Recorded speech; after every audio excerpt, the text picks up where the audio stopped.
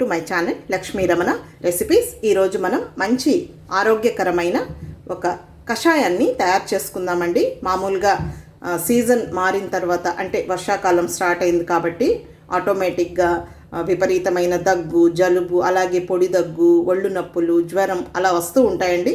చిన్నపిల్లలకైతే చాలా త్వరగా అటాక్ అవుతూ ఉంటాయి.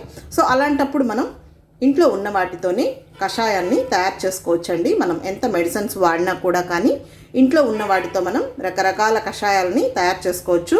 పెద్దవాళ్ళు కూడా మనకు అప్పుడు కషాయాలని తయారు చేసి ఇచ్చేవాళ్ళండి. సొంటి కషాయం, తర్వాత అల్లం, మిరియాలు.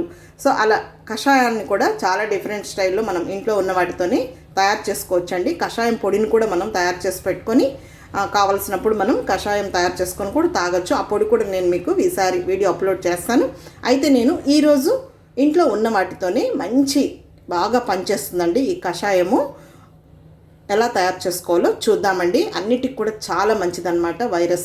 వైరస్ బారిన పడకుండా చాలా సేవ్ చేస్తుందండి ఈ కషాయం. బాగా కూడా ఉంటుంది తాగేదానికి. కొన్ని కషాయాలు మనకు నచ్చవు, పిల్లలు కూడా తాగలేరండి, కానీ ఈ కషాయం చాలా బాగుంటుంది. కాబట్టి మనం ఈరోజు ఈ కషాయాన్ని ఎలా తయారు చేసుకోవాలో కావలసిన పదార్థాలు, తయారీ విధానం ఒకసారి చూద్దామండి. ముందుగా స్టవ్ వెలిగించుకొని ఒక గిన్నె పెట్టేసుకొని ఒక పెద్ద గ్లాస్ నీళ్లు వేసుకోవాలి. ఇవి ఒక 1/2 లీటర్ వాటర్ ఉంటాయి. కొంచెం నీళ్లు వేడెక్కిన తర్వాత ఇందులో ఒక 10 మిరియాలు, 3 లవంగాలు, ఇది దాల్చిన చెక్క అండి, ఒక ఇంచు వేసుకోవాలి. అలాగే 1 టీ స్పూన్ అల్లం ముక్కలు, అల్లంని చిన్న ముక్కలుగా కట్ చేసి వేసుకోవాలి. ఇప్పుడు కొన్ని తులసి ఆకులు అండి. తులసి ఆకుల్ని నీట్గా ఒక 2 సార్లు వాష్ చేసుకొని ఆ తులసి ఆకులను కూడా వేసేసుకోవాలి. తరువాత 1/2 టీ స్పూన్ పసుపు పొడి, 1 టీ స్పూన్ బెల్లం వేసుకోవాలి. ఇప్పుడు ఇదంతా కలిపేసుకొని మీడియం ఫ్లేమ్లో ఒక 5-6 నిమిషాలు బాగా మరగనివ్వాలి. ఇలాంటి కషాయాలు ఇంకా చాలా ఉన్నాయండి. ఇంట్లో ఉన్న వాటితోనే మనం చాలా డిఫరెంట్ స్టైల్లో ఈ కషాయాల్ని ప్రిపేర్ చేసుకోవచ్చు. నేను అవన్నీ కూడా మీకు వీడియోస్ ఒక్కొక్కటే అప్లోడ్ చేస్తానండి. అలాగే మనం కషాయం పొడిని కూడా మనం చేసుకొని స్టోర్ చేసుకొని అప్పటికప్పుడు ఇన్స్టెంట్గా కషాయం అనేది తయారు చేసుకోవచ్చు. అది కూడా ఒకటి ఉంది, నేను మీకు వీడియో అప్లోడ్ చేస్తాను.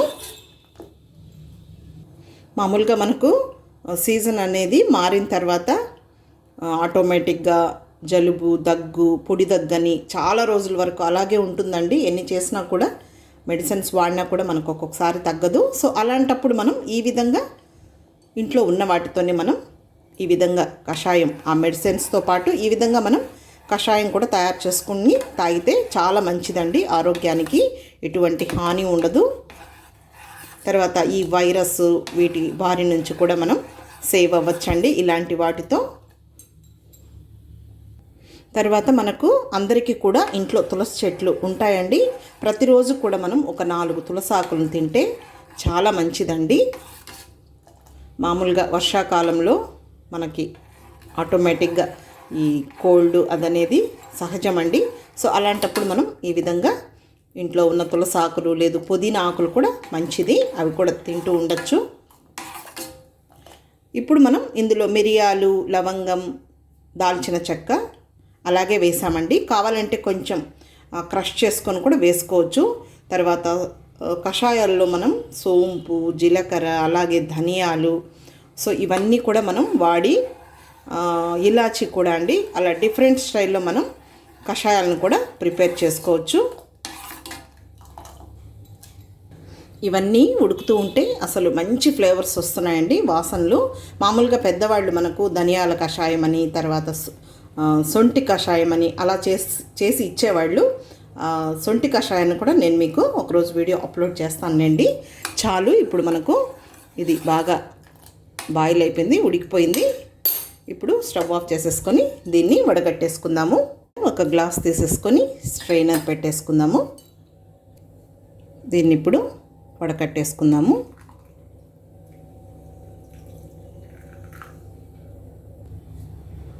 అంతే అండి. ఈ విధంగా మనం వేడిగా తాగామంటే క్లైమేట్కి చాలా బాగా మనకు పనిచేస్తుంది ఇలాంటి కషాయము. ఒకసారి కలిపేసుకుందాము. మనం బెల్లం పసుపు వేసాం కాబట్టి చూడండి కలర్ అనేది ఎంత బాగుందో ఈ కషాయము. ఇప్పుడు కొద్దిగా తులసాకు పెట్టేసుకుందాము.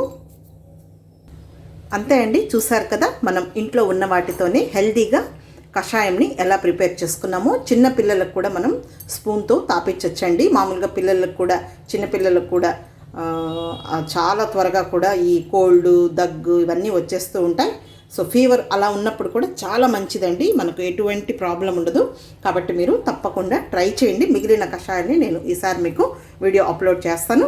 ఈ వీడియో మీకు నచ్చినట్లయితే నా యూట్యూబ్ ఛానల్ లక్ష్మీ రమణ రెసిపీస్ని కొత్తగా చూస్తున్నవారైతే నా ఛానల్ని తప్పకుండా సబ్స్క్రైబ్ చేసుకోండి. నచ్చితే లైక్ చేయండి, షేర్ చేయండి. ఇంకొక మంచి వీడియోతో మళ్ళీ కలుద్దాం. నమస్తే అండి.